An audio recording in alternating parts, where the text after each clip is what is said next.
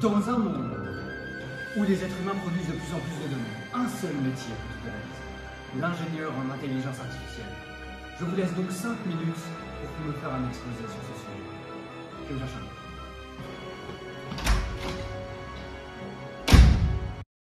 Cela vous est-il déjà arrivé d'être avec un ami et de parler d'un produit que vous adorez et de le retrouver dans votre fil d'actualité quelques minutes après?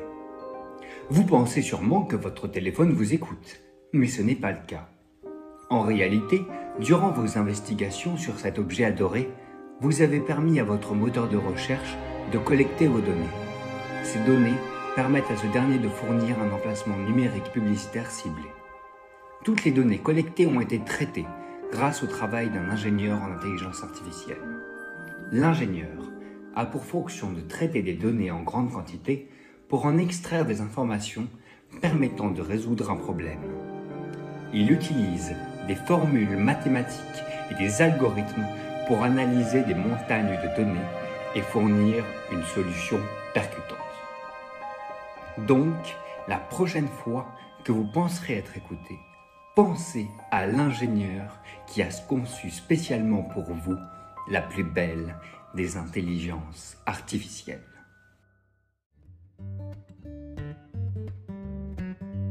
J'étais à une soirée.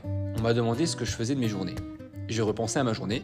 Ce matin-là, je me suis réveillé et je suis parti bosser. Après, je me suis mis sur mon ordinateur pour regarder les calculs qu'il avait faits. Ils étaient tous faussés. Je me suis pris un café, je l'ai relancé. Je me suis rendu compte que je n'avais pas nettoyé les données. Je l'ai arrêté. Je me suis pris un café, j'ai nettoyé les données et je l'ai relancé. Je me suis rendu compte que le problème était mal posé. J'ai pleuré, théorisé, calculé, relancé. Ça a marché. Bref, je suis ingénieur en intelligence artificielle. La création d'une intelligence artificielle serait le plus grand événement de l'histoire de l'humanité, mais il pourrait être aussi l'ultime. Bonjour, aujourd'hui on parle de l'ingénieur IA.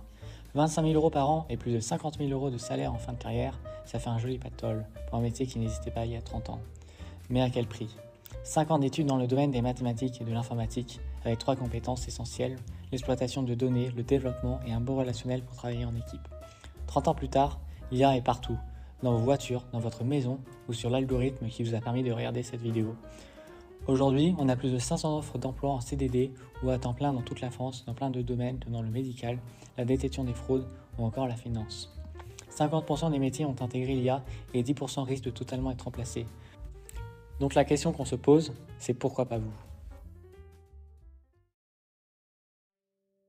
Il ne faut pas croire que l'intelligence artificielle est réservée au monde de l'informatique et de la technologie. Et oui, l'intelligence artificielle peut être intégrée dans n'importe quel domaine qui implique des tâches simples et répétitives.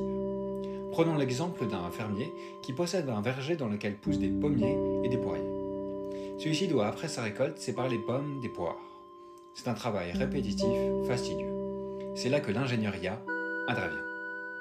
Dans un premier temps, il analyse le fonctionnement du cerveau face au tri. Comment, nous, humains, faisons-nous pour séparer les pommes des poires? Il semble que les pommes sont plus rondes que les poires. L'ingénieur collecte alors une très grande quantité d'images de pommes et de poires afin de donner de nombreux exemples de traitement de l'information à la machine et entraîner le modèle. À partir de ce premier travail, l'ingénieur peut ensuite penser au développement d'un programme qui permet de trier pommes et poires en ayant recours à l'intelligence artificielle, c'est-à-dire un programme qui va décoder et analyser des données. Enfin, la troisième et dernière étape est de veiller constamment au bon fonctionnement du programme, soit à ce que les pommes soient bien reconnues comme des pommes et les poires comme des poires.